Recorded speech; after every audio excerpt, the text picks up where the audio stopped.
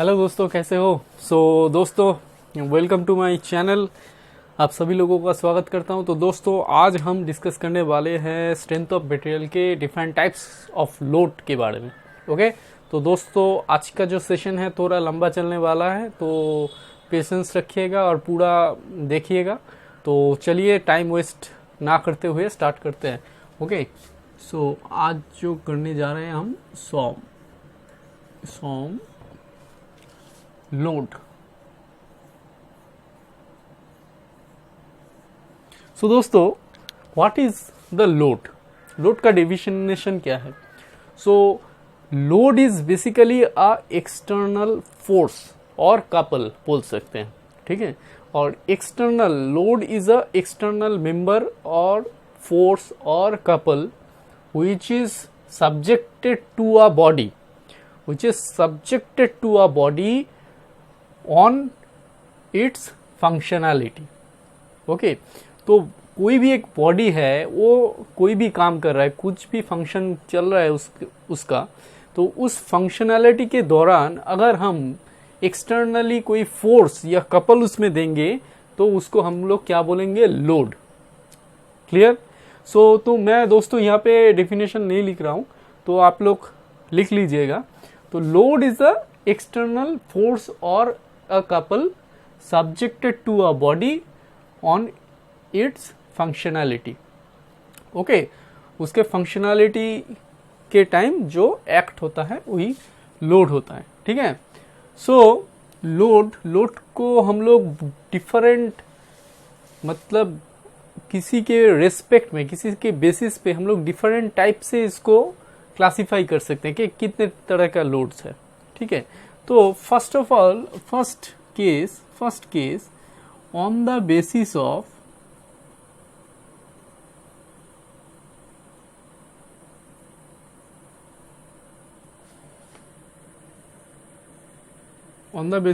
Cross section.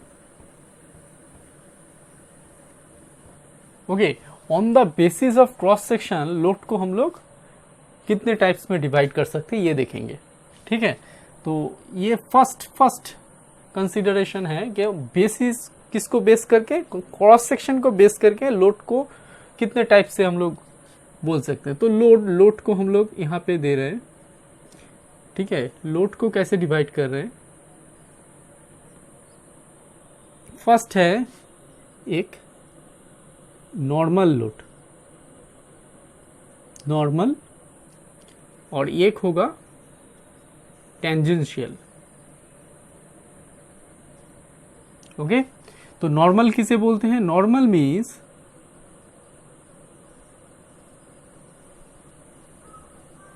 Perpendicular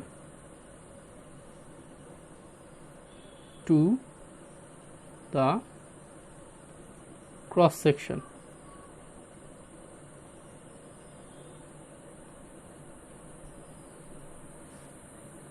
और tangential क्या है? इट इज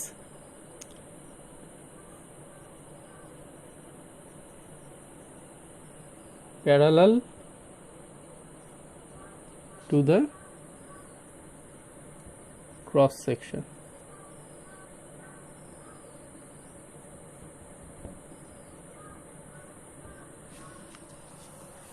ओके, तो टेंजेंशियल को हम लोग शेयर फोर्स भी बोल सकते हैं, शेयर फोर्स। ओके, तो the force which acting perpendicular to the cross section, that is the normal load, and the load which is parallel to the cross section, that is the tangential load or shear load। okay, so इसको भी हम लोग divide कर सकते हैं। Normal को हम लोग दो चीजों में डिवाइड करेंगे, एक है एक्सियल लोड और एक है इसेंट्रिक। ओके, और इन दोनों को फिर से हम लोग दो पार्ट में डिवाइड कर सकते हैं, ठीक है। एक है टेंसाइल मतलब ये दोनों ही, एक्सियल को भी हम लोग टेंसाइल और कंप्रेसिव दो पार्ट में डिवाइड कर सकते हैं, और इसेंट्रिक को भी, ठीक है। तो इसीलिए मैंने दोनों को एक ही जगह में बना दिया, कंप्रेसिव,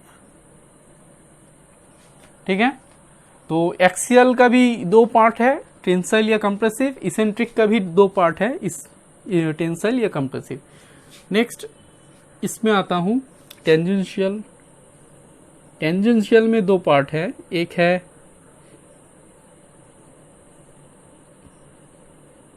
ट्रांसवर्स और एक है इसेंट्रिक।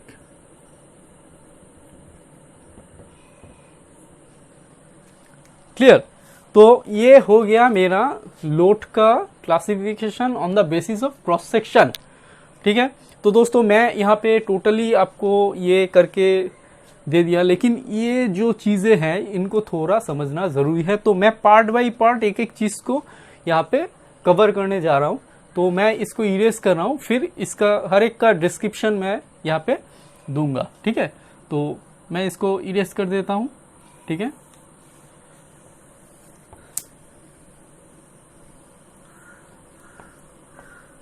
तो दोस्तों क्या था मेरा जो नॉर्मल लोड था, नॉर्मल लोड दो पार्ट्स में, उसका दो डिवीजन था, एक एक्सियल। तो एक्सियल को हम लोग ले लेते हैं, एक्सियल लोड। ये नॉर्मल लोड के लिए हो रहा है, नॉर्मल जो लोड है उसके अंडर में एक्सियल लोड है, ठीक है। तो एक्सियल लोड क्या है दोस्तों, नाम में ही इंजीनियरिंग छुपा है, ये समझना जरूरी है। अगर नाम को अच्छे से पढ़ोगे तो समझ में आ जाएगा। एक्सियल लोड मीन्स ये एक्सिस के बराबर काम करेगा, समझ में आया। तो एक्सियल लोड मैं यहाँ पे ये एक्सियल लोड दो तरह का होता है, मैंने बोला था कि एक होता है टेंसाइल, एक होता है कंप्रेसिव, ठीक है। तो मैं यहाँ पे एक कैंटिलीवर बीम बना देता हूँ यहाँ पे ऐसा, ठीक है। तो ये मेरा हो गया बीम, तो ये मेरा हो गया बीम, कैंटिलीवर बीम। ये एक बीम है, ठीक है, ये कैंटिलीवर है एक, ठीक है। तो इसमें क्या होगा, ये इसका क्या है, ये एक्सिस है। कौन सा एक्सिस है, ये लॉन्गिट्यूडिनल एक्सिस है, ठीक है। ये लॉन्गिट्यूडिनल एक्सिस है, मैंने पढ़ाया था नेक्स्ट वीडियोस, मतलब प्रीवियस जो वीडियोस में, उसमें डायमेंशंस का एक वीडियो है, वहाँ पे जाके देख लेना। ये लॉन्गिट्यूडिनल एक एक्सिस है। तो यहाँ से एक्सियल फोर्स क्रॉस सेक्शन का क्या है, परपेंडिकुलर काम करेगा, ठीक है। तो मैं यहाँ पे एक लोड देता हूँ P, जो एक्सिस के बराबर काम कर रहा है, ये है एक एक्सियल लोड, ठीक है। अगर इसका क्रॉस सेक्शन यहाँ से देखे लेफ्ट साइड से, इसका ऐसा व्यू आएगा, ठीक है, ठीक है। तो और यहाँ पे ये है सेंटर, यहाँ पे पी लोड है। तो इसको कैसे डिनोट करेंगे, इसको ऐसे डिनोट करेंगे, ठीक है। तो दोस्तों ये एक एक्सियल लोड है, ठीक है। तो इसका ये क्या है, ये है मेरा, ये है टेंसाइल, ये टेंसाइल लोड है। एक्सियल है, ये एक्सियल कौन सा टाइप का है, टेंसाइल टाइप का। तो टेंसाइल का जो सिंबल है, ये है सिंबल कि कैसे डिनोट करते हैं, सिंबल को डिनोट करते हैं एक सर्कल, उसके अंदर एक स्मॉल पॉइंट। तो इससे हम लोग एक टेंसाइल लोड को डिनोट करते हैं। मतलब ये हो गया क्रॉस सेक्शन ये वाला, तो उसमें पी लोड कहाँ पे लगा हुआ है, ये सेंटर पे, इससे हम लोग डिनोट करते हैं सिंबल, ठीक है। सिमिलरली अगर मैं कंप्रेसिव की बात करूं तो सेम हो जाएगा बीम ऐसा, ठीक है, सेम बीम हो जाएगा। बीम टेढ़ा हो गया थोड़ा सा, सॉरी। अभी ये सेंटर जा रहा है। अभी कंप्रेसिव होगा तो क्या होगा, ये पी ऐसे एक्ट कर रहा है, तो ये कंप्रेसिव है। तो इसका अगर हम लोग देखें क्रॉस सेक्शन को इस साइड का, तो साइड व्यू में तो ये मेरा क्रॉस सेक्शन है, ये वाला A11 इसका 1 इसका, ये वाला क्रॉस सेक्शन का, ठीक है। तो ये सेंटर है, सेंटर पे पी लोड है, कंप्रेसिव है नेचर। तो कंप्रेसिव अगर होगा तो यहाँ पे क्या होगा, एक सर्कल होगा और एक ऐसा क्रॉस। तो सिंबल इसका क्या है, इसका सिंबल है, सिंबल एक सर्कल और उसको क्रॉस कर दो। तो इससे क्या डिनोट होता है कि एक पी लोड लगा हुआ है जिसका नेचर कंप्रेसिव है, पी लोड है जिसका नेचर कंप्रेसिव है। तो ये था एक्सियल लोड। एक्सियल लोड का दो टाइप्स होता है, तो वो है एक टेंसाइल और एक है कंप्रेसिव।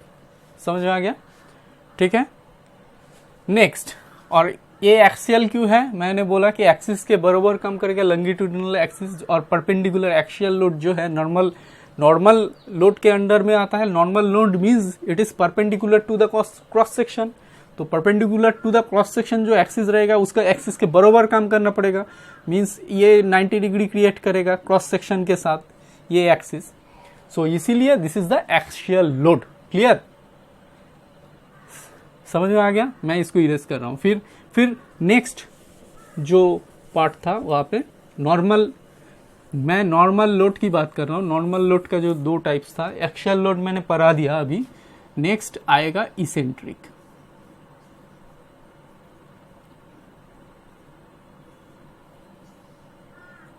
ठीक है, इसेंट्रिक।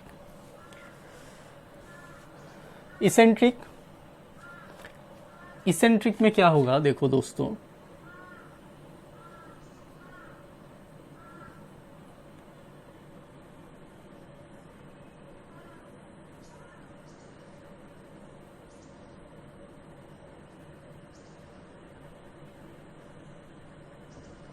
ये मेरा एक्सिस है, ठीक है। लेकिन मेरा जो एक्सिस है इसेंट्रिक में क्या होगा, ये तो इसेंट्रिक जो है ये perpendicular to the cross section होगा, लेकिन वो क्या होगा, वो एक्सियल नहीं होगा, मतलब एक्सिस के बराबर काम नहीं करेगा। तो क्या होगा, मेरा यहां पे एक लोड कम कर रहा है, यहां पे सपोज इसको टेंसाइल ले लेते हैं। टेंसाइल कंप्रेसिव दोनों ही होता है, तो मैं एक टेंसाइल ले लेता हूं। यहां पे पी लोड काम कर रहा है, एक्सिस में नहीं है, ठीक है। तो एक्सिस में नहीं है, यहां पे काम कर रहा है। तो मैं अगर इसका क्रॉस सेक्शन इस साइड से देखूं तो कैसा होगा, यहां पे ये मेरा सेंटर, ये मेरा एक्सिस है। सपोज ये एक्स एक्स वाई वाई दे देता हूँ, एक्स।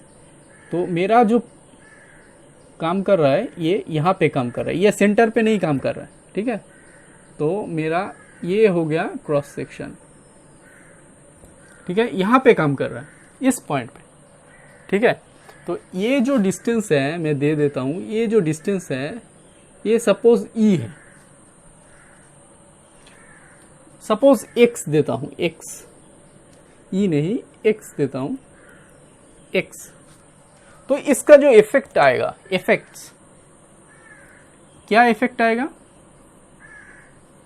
बीम के ऊपर, इसका इफेक्ट क्या आएगा। तो एक तो जो नॉर्मल एक्सियल जो लोड यहाँ से लेंगे तो इसमें डायरेक्टली क्या है, एक स्ट्रेस डेवलप होगी।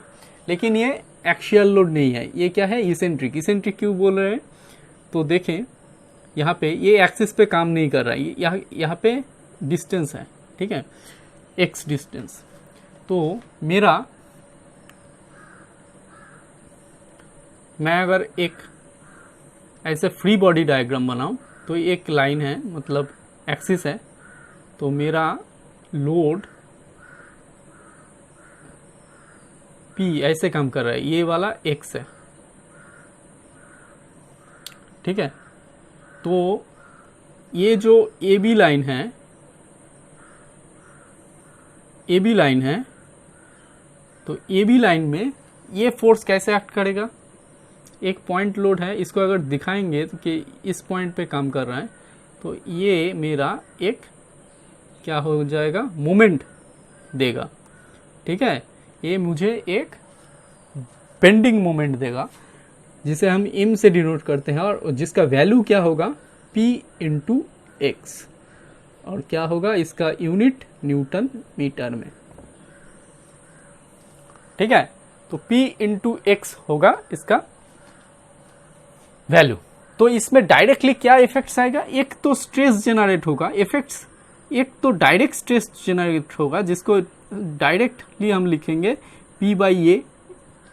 ठीक है, और क्या होगा, और एक बेंडिंग स्ट्रेस जनरेट होगा, बेंडिंग स्ट्रेस या बेंडिंग मोमेंट की वजह से।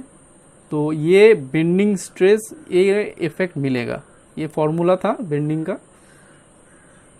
ठीक है, तो ये बच्चों याद में रखना है कि अगर ये आई है, अगर इसेंट्रिक होगा तो एक इफेक्ट नहीं, दो इफेक्ट यहाँ पे आ जाएगा नॉर्मल लोडिंग के टाइम। एक तो डायरेक्ट स्ट्रेस आएगा, एक बेंडिंग।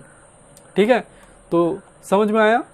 तो इसीलिए हम लोगों को ये जानना जरूरी है। ठीक है, तो ये ध्यान में रखना है कि अगर हमारा नॉर्मल जो लोडिंग है उसमें अगर इसेंट्रिक लोडिंग होगा, मतलब एक्सिस में लोड नहीं, डायरेक्टली एक्सियल लोड नहीं है, इसेंट्रिक है, मींस क्या, सेंटर से कुछ डिस्टेंस दे रहा है और लोडिंग जो हो रहा है इसेंट्रिकली काम कर रहा है। डिस्टेंस आ जाएगा तो क्या होगा, सेंटर से डिस्टेंस आ जाएगा तो वो एक इसेंट्रिसिटी वहां पे काम करेगा ना। सो इसेंट्रिक लोड इसीलिए हम लोग बोलते हैं कि उसमें एक मोमेंट आ जाता है। ठीक है, डिस्टेंस जब सेंटर से क्रिएट हो जाएगा तो वहां पे एक क्या आ जाएगा, बेंडिंग मोमेंट आ जाएगा। तो इसे हम लोग इसेंट्रिक बोलते हैं। तो ये क्या है, ये एक type of tensile eccentric loading है। टेंसाइल, ये देखो टेंसाइल है, पी का लोड टेंसाइल है। अभी पी को अगर ऑपोजिट साइड में डाल दूं तो वो कंप्रेसिव हो जाएगा। तो कंप्रेसिव मैं और यहाँ पे कर नहीं रहा हूं। ठीक है, तो मैं यहाँ पे इरेज कर रहा हूं ये।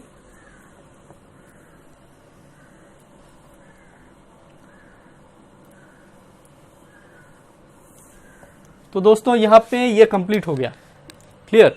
नेक्स्ट मेरा वहां पे आता है कि ट्रांसवर्स मैंने पहले भी डायमेंशंस ऑफ प्रिज्मेटिक बार में पढ़ाया था कि ट्रांसवर्स मतलब क्या, लेटरल मतलब क्या, दैट इज क्या है, वो क्रॉस सेक्शन के पैरेलल तो होना ही है, और क्या। ये तो टेंजेंशियल के अंडर में क्या क्या है, टेंजेंशियल के अंडर्स में फर्स्ट है कि ट्रांसवर्स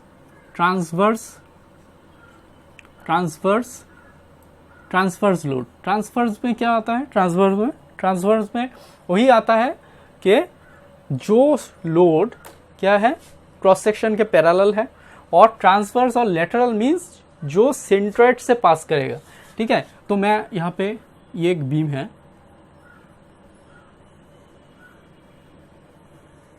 कैंटिलीवर बीम है। ठीक है, यहाँ पे एक लोड आ रहा है, लोड P। ठीक है, इसका अगर क्रॉस सेक्शन मैं यहाँ पे क्रॉस सेक्शन बनाऊं यहाँ पे, ठीक है, कैसा आएगा, ये सेंट्रोइड है और लोड पूरा ये जो है सेंट्रोइड से पास करेगा, ये ऐसा P है। ठीक है, P है, समझ आ रहा है। तो ये हो गया मेरा ट्रांसवर्स लोडिंग। ठीक है, ये हो गया मेरा ट्रांसवर्स लोडिंग।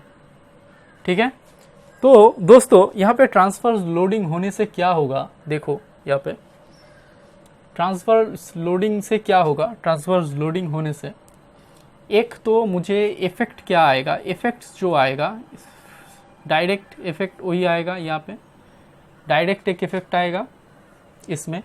तो डायरेक्ट इफेक्ट आने से क्या होगा, इसमें P बाई ए बोल सकते हैं, डायरेक्ट स्ट्रेस यहाँ पे जनरेट होगा। नेक्स्ट क्या आएगा, एक बेंडिंग होगा। तो ये जो है ये क्या करेगा, यहाँ पे बेंड होना चाहेगा, तो ये एक बेंडिंग स्ट्रेस आएगा यहाँ पे m by I into Y. तो ये दोनों आ जाएगा यहाँ पे ट्रांसवर्स के टाइम पे। ठीक है, ट्रांसवर्स का ये है इफेक्ट्स।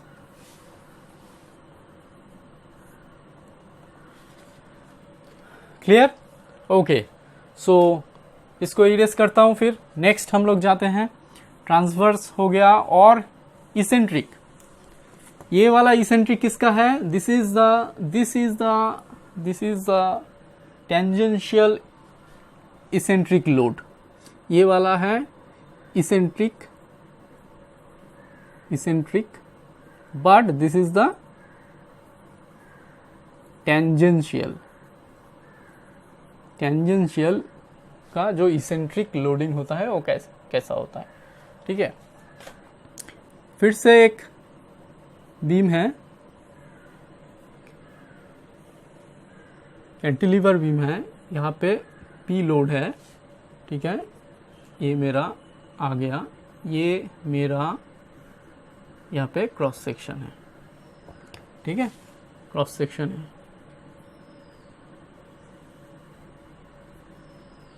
हो गया। तो ये वाला क्रॉस सेक्शन है यहाँ पे। तो पी लोड कहाँ पे काम कर रहा है? पी लोड यहाँ पे काम कर रहा है, पी, और इसका जो डिस्टेंस है इसका और इसके बीच में ये है x। ठीक है दोस्तों, ये है x। तो दोस्तों यहाँ पे क्या क्या इफेक्ट्स आएंगे ये देख लेते हैं। इसेंट्रिक इसलिए बोला कि सेंटर में से पास नहीं करेगा, मतलब इसका जो सेंटर है इस हिसाब से लेटरल जो एक्सिस है, लेटरल जो एक्सिस है, ये वाला ट्रांसवर्स जो एक्सिस है इसके बरोबर काम नहीं करेगा, तभी तो ये इसेंट्रिक होगा। समझ में आया? पैरेलल है, क्रॉस सेक्शन से पैरेलल है, लेकिन ये सेंटर में, मतलब ये इस एक्सिस के बरोबर काम नहीं करेगा, लेटरल एक्सिस के बरोबर। तो फिर यहाँ पे कुछ डिस्टेंस आएगा, सपोज x। तो इस डिस्टेंस के लिए ये जो p है, p क्या करेगा, इसमें एक टर्निंग मोमेंट क्रिएट करेगा, ये बॉडी को टर्न करने का कोशिश करेगा। ठीक है, तो इसका इफेक्ट्स क्या आएगा देख लेते हैं। इफेक्ट्स, एक तो फर्स्ट डायरेक्ट स्ट्रेस आ ही जाएगा P/A, पिछले कंडीशन में जो था, और एक बेंडिंग, ये तो इसको बेंड करना तो करेगा ही, तो बेंडिंग स्ट्रेस भी आएगा M/I × Y, ये वाला तो आएगा ही। और क्या आएगा, और एक चीज आ जाएगा उसमें, ये जो टर्न कर रहा है तो इसमें क्या आ जाएगा,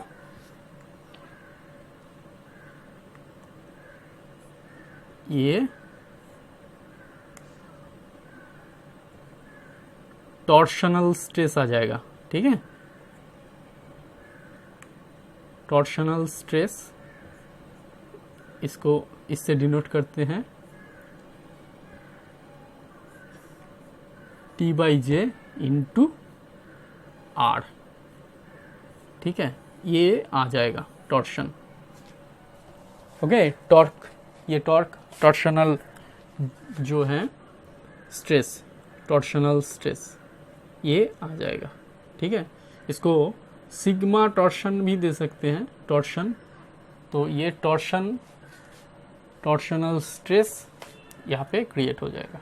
ठीक है, तो यहाँ पे तीन इफेक्ट आएगा, इसका आएगा, ये टॉर्शन का भी आ जाएगा। क्लियर? तो दोस्तों ये इतना ही था, मतलब on the basis of cross section load को हम इतने मतलब डिविजन्स में डिवाइड कर सकते हैं। ठीक है, तो मैं इसको इरेज करता हूँ दोस्तों। ठीक है, तो ये सब फॉर्मूला सॉम में वेल नोन है। ठीक है, ये टॉर्शन का है, ये बेंडिंग मोमेंट का है, तो ये सब आगे जो लोग पढ़े नहीं हैं मैं पढ़ाऊंगा फिर से, और जो जानते हैं उनको तो पता ही होगा। ठीक है, तो मैं इसको इरेज करता हूँ। ठीक है, नेक्स्ट बहुत इंपॉर्टेंट है, ऑन द बेसिस ऑफ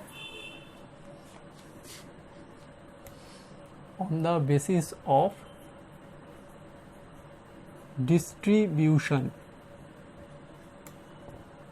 ठीक है, on the basis of distribution load का जो डिस्ट्रीब्यूशन होता है उसके बेसिस पे हम लोग लोड को कितने टाइप्स में डिवाइड कर सकते हैं। चलिए देखते हैं। फर्स्ट यहाँ पे क्या होगा,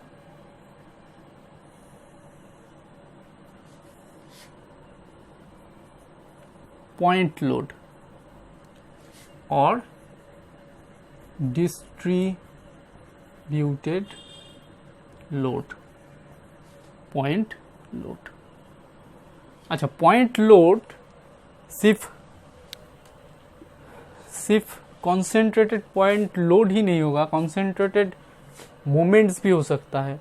ठीक है, लाइक मैं दिखाता हूँ, पॉइंट्स लोड्स के बारे में बात कर रहा हूँ। कोई एक बीम है, ये वाला बीम है, ठीक है, ये हिंज है, यहाँ पे सपोर्ट, ये रोलर सपोर्ट है सपोज इसके ऊपर, तो यहाँ पे एक W एक्ट कर रहा है इस पॉइंट पे, ये भी एक पॉइंट लोड है, कंसंट्रेटेड लोड है। यहाँ पे एक मूवमेंट काम कर रहा है M, ये भी एक कंसंट्रेटेड लोड है। और यहाँ पे एक लोड काम कर रहा है, इसको हम लोग ऐसे भी डिनोट करके सकते हैं, ये भी क्या है, ये भी कंसंट्रेटेड, इसे भी हम लोग कंसंट्रेटेड मोमेंट बोल सकते हैं या कपल भी बोल सकते हैं। ठीक है, तो ये सब रिप्रेजेंटेशन है, ये सब representation of a concentrated point load के बारे में है। तो पॉइंट लोड एक्चुअली में क्या है? पॉइंट लोड एक्चुअली में अगर कोई लोड कोई स्मॉल एरिया के ऊपर एक्ट करेगा, ठीक है, तो उसे हम लोग पॉइंट लोड कंसीडर करेंगे। और डिस्ट्रीब्यूटेड लोड किसे कहेंगे हम लोग? कि उसका जो स्पैन है लोड का, तो वो अगर लेंथ के हिसाब से बहुत ज़्यादा एरिया में उसका क्या है, स्प्रेड करके है, एक लोड है, वो लेंथ के हिसाब से कोई पॉइंट पे क्या स्मॉल पोजीशन पे एक्ट नहीं कर रहा है, वो बहुत बड़ा एरिया लेकर उसके ऊपर एक्ट कर रहा है, तो वो उस हिसाब से उसको हम लोग डिस्ट्रीब्यूटेड, मतलब ये बड़ा एरिया में काम करेगा, ये छोटा एरिया में अगर काम करेगा, छोटा मीन्स एकदम कंसिडर करता है एक पॉइंट पे एक्ट कर रहा है, कोई भी एक पॉइंट पे। ठीक है, डिस्ट्रीब्यूशन लोड, डिस्ट्रीब्यूटेड लोड में फिर ये लेंथ के ऊपर डिपेंड करेगा ना, तो ये न्यूटन पर मीटर आ जाएगा इसमें, क्योंकि लोड पर यूनिट एरिया नहीं, लोड पर यूनिट लेंथ। ठीक है, लोड पर यूनिट लेंथ, ठीक है, लोड लेंथ के हिसाब से, ठीक है, ये आ जाएगा। ठीक है, नेक्स्ट इसमें हम लोग एक फर्स्ट डिवीजन है UDL, number 2 UVL, number 3 VDL। ठीक है, तो इसको हम लोग क्या बोलते हैं? दिस इज द यूनिफॉर्म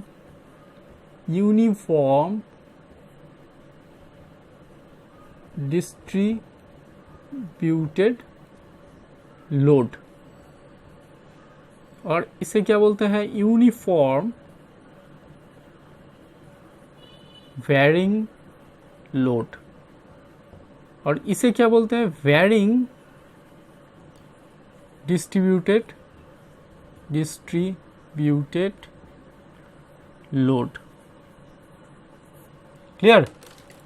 सो ये तीनों है डिस्ट्रीब्यूटेड लोड में। तो देखो इसका रिप्रेजेंटेशन मैं दिखाता हूँ दोस्तों।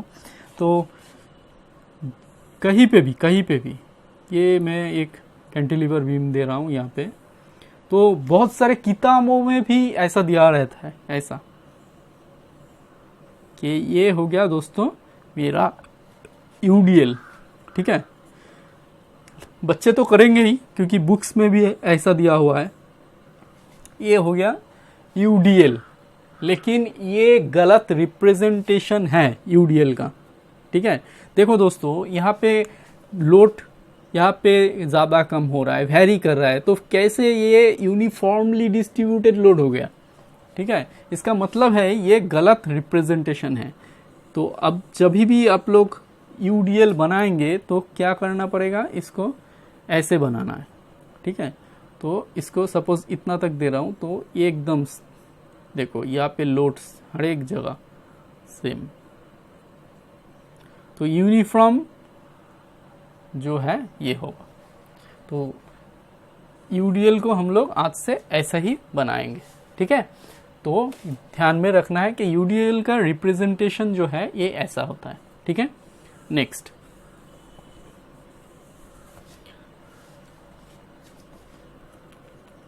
और एक ऐसा बीम है सिंपली सपोर्टेड, यहाँ पे एक दे रहा हूँ, ठीक है। ये तो यहाँ पे एक लोड है ऐसा, देखो ये क्या है, देखो यहाँ से लोड यहाँ तक काम कर रहा है, यहाँ तक पूरा डिस्ट्रीब्यूटेड है, लेकिन क्या है ये वेरी कर रहा है, uniformly varying load, uniform varying load. तो ये यूनिफॉर्मली वेरी कर रहा है, तो ये हो गया मेरा, ये रिप्रेजेंटेशन है यूनिफॉर्म वेरिंग लोड का, ठीक है। ये यूनिफॉर्म वेरिंग लोड का रिप्रेजेंटेशन है, ठीक है। तो इसको अगर हम ऐसे देखेंगे लोड कैसे करते हैं, ऐसे ऐसे हम लोग दिखाएंगे यूनिफॉर्मली वेरिंग लोड, ठीक है। ऐसे हम लोग इसको रिप्रेजेंट करते हैं। नेक्स्ट वीडीएल, वीडीएल मतलब वेरिंग यूनिफॉर्म लोड। पहले जो दिखाया था मैंने बोला कि ये रॉन्ग रिप्रेजेंटेशन है, यही इसके लिए सही रिप्रेजेंटेशन है। कैसे कि हम लोग ऐसा दे रहे थे, ये एक बीम था, ठीक है, इसके ऊपर ऐसा,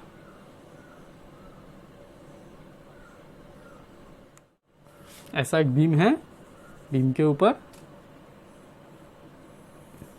ठीक है। तो देखो दोस्तों कि ये देखो यहाँ पे स्ट्रेस, इसका वैल्यू, इसका वैल्यू, इसका वैल्यू, ये 0 से लेके स्टार्ट होके फाइनली मैक्सिमम पे जा रहा है, फिर मैक्सिमम से फिर 0 पे जा रहा है, मतलब वेरी कर रहा है थ्रू आउट, ठीक है। तो इसे हम लोग यूनिफॉर्मली वेरिंग लोड बोलते हैं।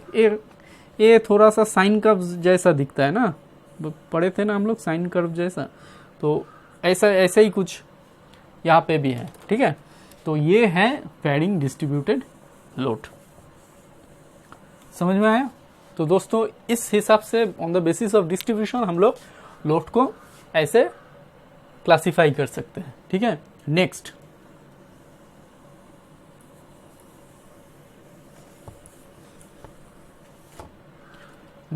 Number 3, on the basis of time, एक static load, number 2 dynamic load, ठीक है। तो on the basis of time, time के रेस्पेक्ट में हम लोग कैसे डिवाइड करते हैं, स्टैटिक हो डायनामिक हो। कैसे, स्टैटिक लोड कैसा है, स्टैटिक लोड मीन्स स्टैटिक जो होता है उसका क्या होता है, मैग्नीट्यूड होता है एक, डायरेक्शन होता है एक,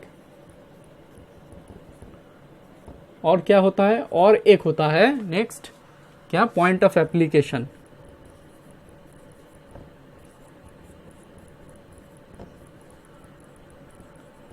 एक पॉइंट ऑफ एप्लीकेशन होता है। नेक्स्ट इसको देखो दोस्तों, ये तीनों अगर कांस्टेंट है, constant with respect to time, then it is called static. और डायनामिक किसे बोलते हैं, अगर टाइम के रेस्पेक्ट में ये तीनों में से कोई भी, any of the three, when any of the three will change, then that is called dynamic. समझ में आया।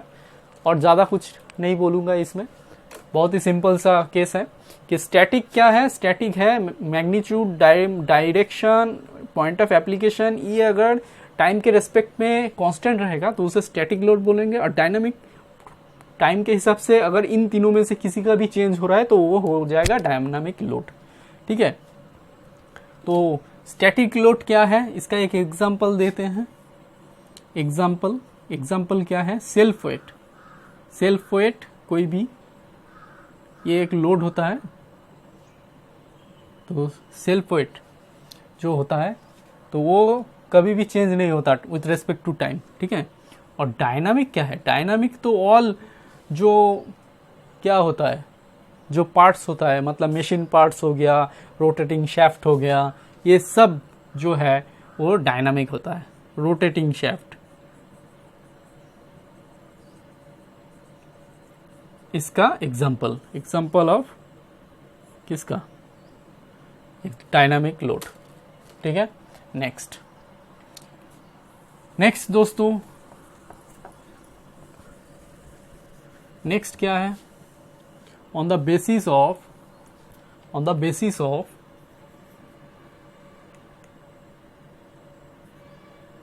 Load application time.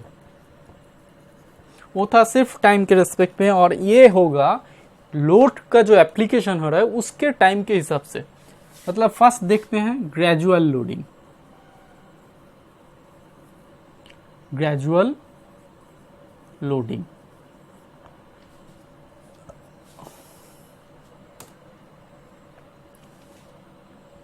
ठीक है, ग्रेजुअल लोडिंग क्या होता है कि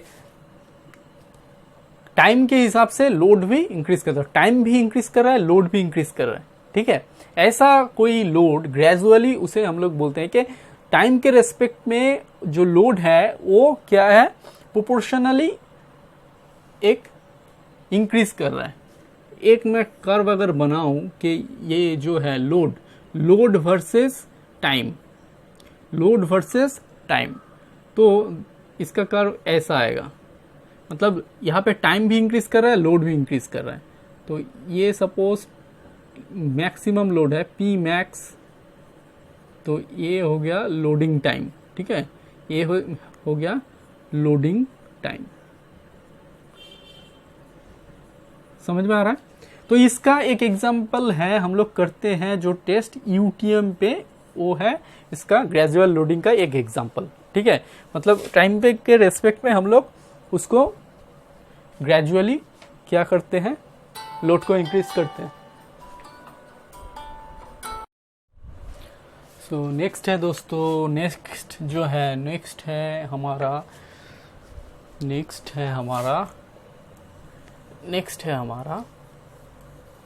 क्या है, नेक्स्ट है हमारा नंबर 2, नेक्स्ट है हमारा सडन लोडिंग।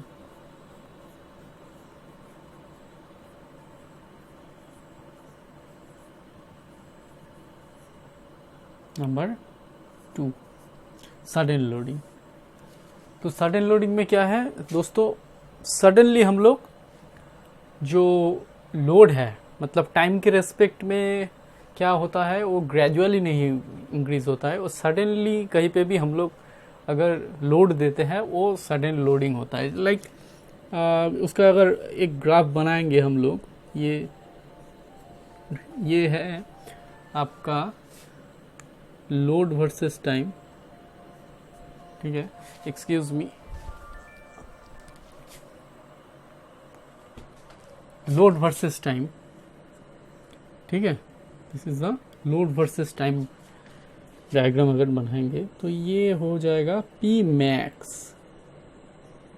इसका डायग्राम होगा ऐसा, मतलब यहाँ से जीरो से स्टार्ट नहीं हो रहा है। देखो सडनली मतलब कैसा होता है, सपोज मैं एग्जांपल देता हूँ कि आप लोग कभी भी वेट मेजरमेंट में के लिए जाते हैं ना शॉप्स में, तो शॉप में जाके सपोज आपको 5 किलो का चावल चाहिए, तो क्या करता है, जो मशीन होता है वेट मेजरिंग जो आपका रहता है वहाँ पे, तो उसमें क्या करते हैं हम लोग, सडनली वो 5 किलो उठा के, डिजिटल जो होता है उसमें सडनली 5 किलो उठा के रख देते हैं। तो ऐसा तो नहीं था कि वहाँ पे 1 ग्राम करके स्टार्ट किया, फिर धीरे धीरे देते देते 5 किलो तक गया। मुझे 5 किलो चाहिए थे, सडनली उठा के वहाँ पे रख दिया। तो ये ऐसा एक लोडिंग जो होता है उसे हम लोग सडन लोडिंग बोलते हैं। समझ में आया? तो ये हो गया सडन लोडिंग। क्या होता है, वेट मेजरमेंट्स में भी होता है ये सब, और सडन लोडिंग कहाँ पे होता है, वेट मेजरमेंट में काम आता है। ठीक है, वेट मेजरमेंट में आता है। और क्या आता है, वेट मेजरमेंट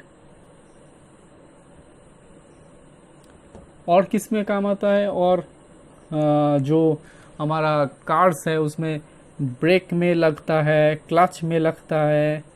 ठीक है, तो ब्रेकिंग सिस्टम, ब्रेक्स में काम पे आता है, क्लच पे काम आता है, ब्रेक्स पे काम आता है। ठीक है, तो ये हो गया सडन लोडिंग।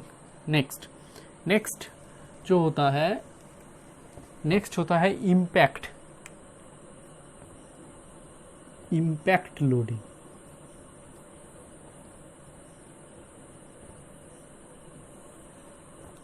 ये क्या है दोस्तों इम्पैक्ट लोडिंग? इम्पैक्ट लोडिंग में क्या चाहिए?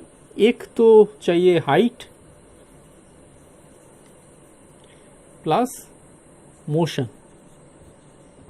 मतलब क्या, कोई भी एक लोड हो कोई भी ऑब्जेक्ट के ऊपर, अगर किसी भी हाइट से अगर गिरेगा मोशन में, ठीक है, तो उसे हम लोग क्या बोलेंगे? Impact loading. मतलब दोनों में इम्पैक्ट होता है। ये मेरा हाथ है, ये दोनों, सपोज ये हाथ ऐसे जाके ऐसे गाल पे टकरा रहा है, तो इम्पैक्ट हो रहा है यहाँ पे, तो ये हो गया इम्पैक्ट लोडिंग। इसके लिए क्या चाहिए? ये जो इसका मोशन ज़रूरी है, मूव कर रहा है मेरा ये हाथ, और ये जो यहाँ पे एक हाइट या डिस्टेंस चाहिए, ठीक है, ये हाइट से जाके यहाँ पे टकराया, ठीक है, तो ये हमारा इम्पैक्ट लोडिंग है। इम्पैक्ट लोडिंग टेस्ट हम लोग एग्जाम्पल उसका है किए थे कॉलेजेस में। तो क्या है? आइजॉट, 4P टेस्ट, ठीक है, ये सब इम्पैक्ट लोडिंग के अंडर में आता है, ठीक है। तो बहुत ही सिंपल सा केस है। नेक्स्ट आ जाता हूं मैं शॉक लोडिंग। शॉक लोडिंग क्या है? शॉक लोडिंग है क्या है कि सडनली कि कोई भी एक टाइम स्पैन के लिए अगर आपका रेट ऑफ लोडिंग ज़्यादा है, rate of loading is high for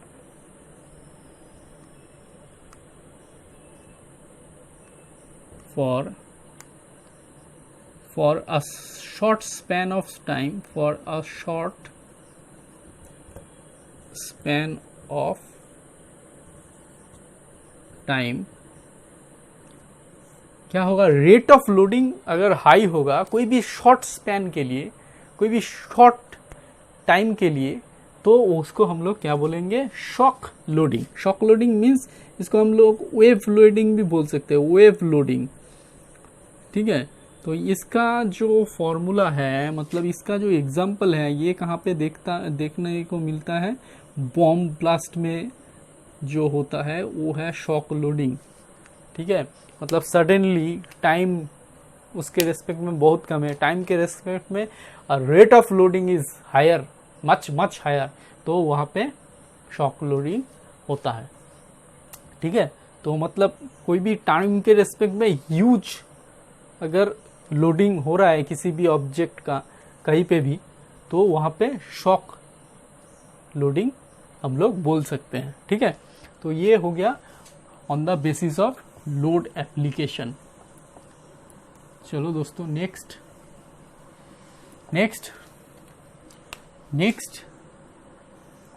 जो होगा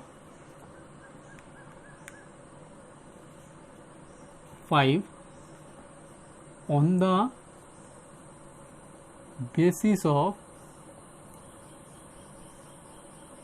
dimensions।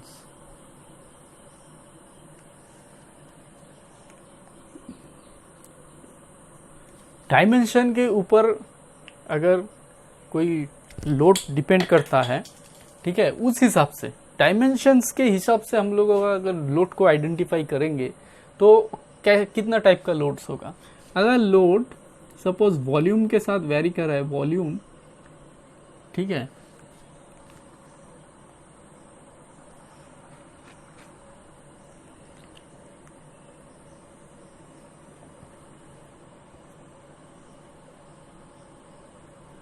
वॉल्यूम नहीं, इसको मैं एल दे देता हूं, समझने में आसानी होगी। एल क्यूब के साथ अगर वेरी करेगा, ये एक हो जाएगा।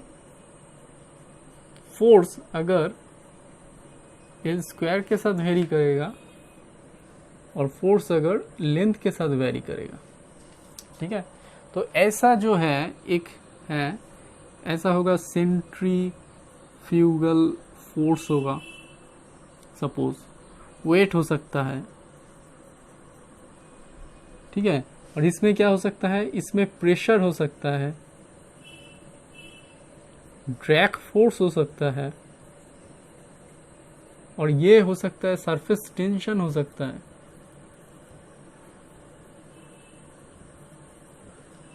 ठीक है, तो ये एल स्क्वायर मीन्स ये एरिया के साथ वेरी कर रहा है, लेकिन इसको अगर लिखेंगे हम लोग, इसके यूनिट क्या होगा, न्यूटन पर मीटर स्क्वायर, ये भी न्यूटन पर मीटर स्क्वायर, ठीक है। और ये क्या होगा, न्यूटन पर मीटर, और ये क्या होगा, न्यूटन पर मीटर क्यूब, ठीक है। तो इस हिसाब से भी हम लोग फोर्स को डिफरेंट टाइप्स में डिवाइड कर सकते हैं, ठीक है। ये हो गया दोस्तों आज का फुल जो टॉपिक कंप्लीट, ठीक है। तो आज मैंने आप लोगों को बताया कि लोड को कौन से बेसिस पे किस तरीके से हम लोग क्लासिफाई कर सकते हैं, ये बहुत ही इंपॉर्टेंट है समझने के लिए, और स्ट्रेंथ ऑफ मटेरियल में ये बहुत ही ज़रूरी एक टॉपिक है ये जानना, ठीक है। तो लोड क्या है और लोड का टाइप्स क्या है। तो दोस्तों आज के लिए इतना ही, तो इंतज़ार करें मेरा नेक्स्ट वीडियो के लिए। Okay bye.